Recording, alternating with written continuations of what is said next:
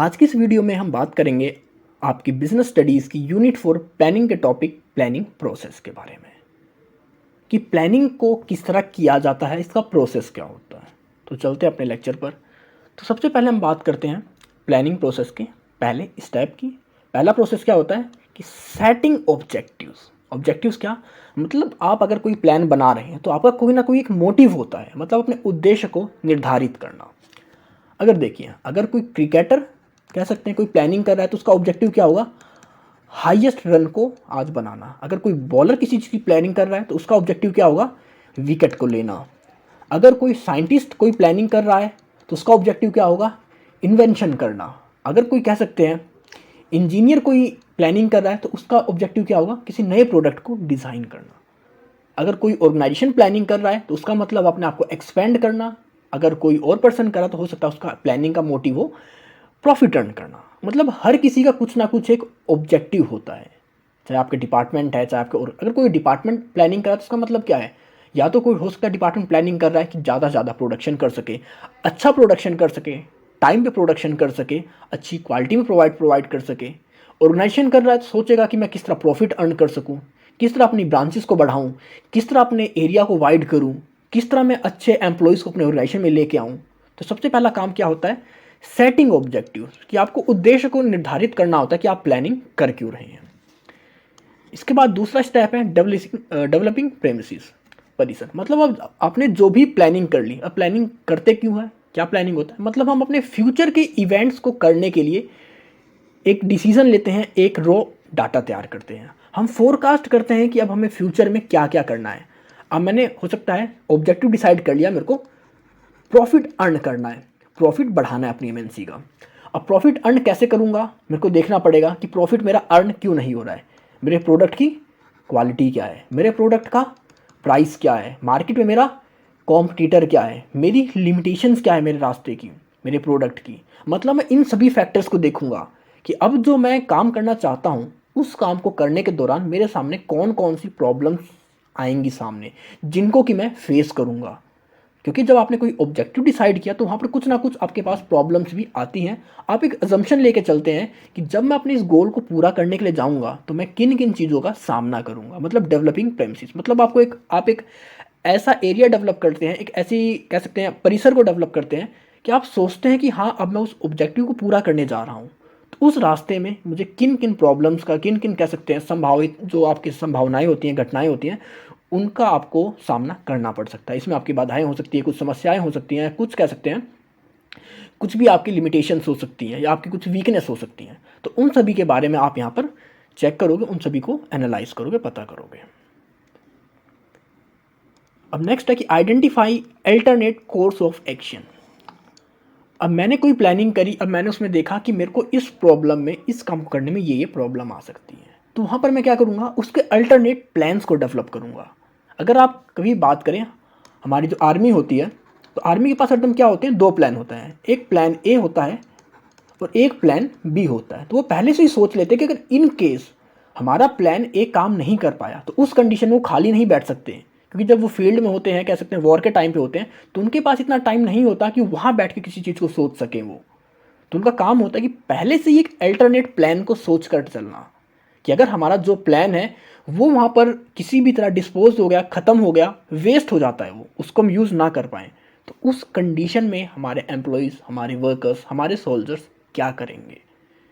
तो हमें क्या करना होता है, यहाँ पर एक अल्टरनेट कोर्स को भी डेवलप करना होता है, उसको आइडेंटिफाई करना होता है कि उस कंडीशन में हम क्या करेंगे। अब नेक्स्ट आपका इवेल्युएटिंग अल्टरनेटिव कोर्सेज। अब हमने यहाँ पर क्या करा था कि आइडेंटिफाई कर लिया था कि हमारे पास कौन कौन से ऑप्शंस हो सकते हैं। अब हम यहाँ पर क्या करेंगे, उन सभी ऑप्शंस को, उन सभी अल्टरनेटिव्स को इवेल्युएट करेंगे। अब देखेंगे कि उनके जो भी वेरिएबल्स हैं, जो फैक्टर्स हैं, वो हमारे फेवर में हैं या नहीं है। क्योंकि आप ऐसे ही कोई प्लान नहीं बना लेते अल्टरनेटिव्स का, आप हर प्लान को कहीं ना कहीं एक इवेल्युएशन प्रोसेस में डालते हैं। आप उसके फाइनल रिजल्ट को कैलकुलेट करने की कोशिश करते हैं कि अगर मैं इस प्रोसेस से इस काम को करूँगा तो मुझे मेरा रिजल्ट कितने टाइम में मिल जाएगा, कितना फेवरेबल रहेगा मेरा रिजल्ट। तो आप इन सभी चीज़ों को भी देखते हैं। तो मतलब क्या होता है, मतलब आपको जो भी आपने अल्टरनेट कोर्स को, या आपने जो भी कह सकते हैं जो भी अल्टरनेट आपकी काम को डिसाइड किया है, सोचा है कि इस तरीके से आप काम करोगे, उसको आप मूल्यांकन करोगे उसका, कितना बेनिफिशियल हो सकता है वो आपके लिए, कितना बेटर है वो आपके पहले वाले से या कितना नहीं है।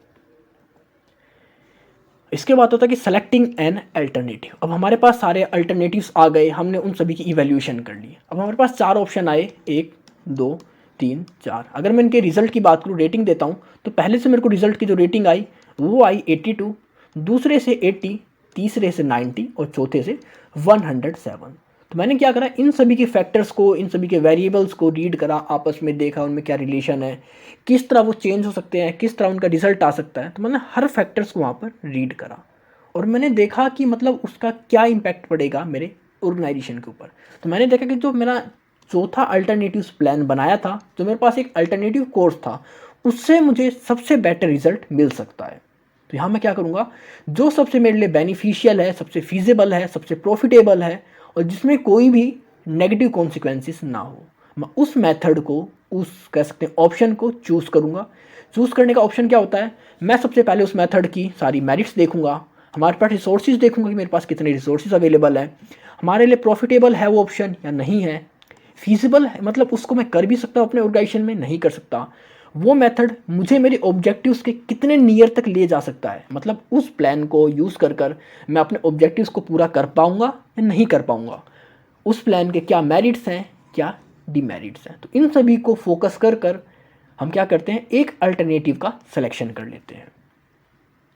इसके बाद है इम्प्लीमेंटिंग द प्लान। अब हमने डिसाइड कर लिया कि हमें क्या करना है, कैसे करना है। अब बारी आती है कि उस प्लान को इम्प्लीमेंट करने की। हो सकता है आपने यहाँ पर कह सकते हैं, आप मैन्युफैक्चरिंग की बात कर रहे थे, मैन्युफैक्चरिंग, ये आपका 2G सेगमेंट था, ये आपका 3G सेगमेंट था, ये आपका 4G सेगमेंट और ये आपका 5G सेगमेंट।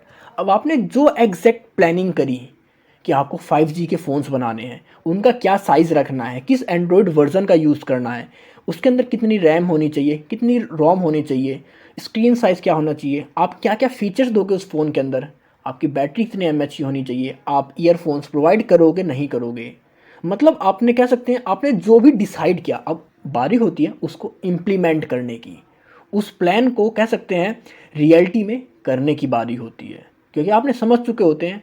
अब आपको वो प्लान कंप्लीट करना होता है रियलिटी के अंदर। तो इसके अंदर किसकी रिक्वायरमेंट होती है, आपके एम्प्लॉयज़ की, कॉरपोरेशन की रिक्वायरमेंट होती है, क्योंकि प्लान तो टॉप मैनेजमेंट ने बना दिया, लेकिन उसको कहीं ना कहीं इम्प्लीमेंट ऑर्गेनाइजेशन के अंदर हमारे एम्प्लॉयज़ करते हैं। तो एम्प्लॉयज़ का यहाँ पर बहुत ज़्यादा इंपॉर्टेंट रोल होता है किसी भी प्लान को इम्प्लीमेंट करने के लिए। जब हमारे एम्प्लॉयज़ हमारे ऑर्गेनाइजेशन के साथ होते हैं तो हम किसी भी प्लान को ईजिली इम्प्लीमेंट कर सकते हैं अपने ऑर्गेनाइजेशन के अंदर। तो यहाँ पर अब उस प्लान को इम्प्लीमेंट कर दिया जाता है हमारे ऑर्गेनाइजेशन के अंदर। अब आपका लास्ट स्टेप होता है कि फॉलो अप एक्शन। अब हो सकता है मैंने क्या बात करी, मैंने बात करी 5G मोबाइल्स को प्रोड्यूस करने की, उसकी बैटरी की बात करी, कम से कम जो उसकी बैटरी हो 24 आवर्स सिंगल चार्ज में चलनी चाहिए। ओके, मैंने बात करी कि जो ब्राइटनेस हो वो आइज़ के लिए बेटर हो। मैंने बात करी थी कि मैं एंड्रॉयड वर्जन 11.2 ला के आऊँगा और इसका मेरे को कह सकता हूँ मैं अपग्रेड वर्जन भी उन्हें प्रोवाइड करूँगा कि जैसे नया वर्जन आएगा वो फ़ोन उनका अपडेट हो जाएगा। तो जैसे हमारे एम्प्लॉयज़ उस काम को कर रहे हैं, लेकिन अब उन्होंने ऐसी मैन्युफैक्चरिंग करी, लेकिन उन्हों की जो बैटरी थी वो 24 की जगह कह सकते हैं सिर्फ 14 आवर्स के अंदर ख़त्म हो गई। उनकी जो कह सकते हैं ब्राइटनेस थी वो हमारे आइज़ के लिए कह सकते हैं काफ़ी हार्मफुल थी। हम एंड्रॉयड वर्जन वहाँ पर 11.2 देना चाहते थे, बट हम किसी तरह उसके अंदर उस चीज़ को इंस्टॉल नहीं कर पा रहे।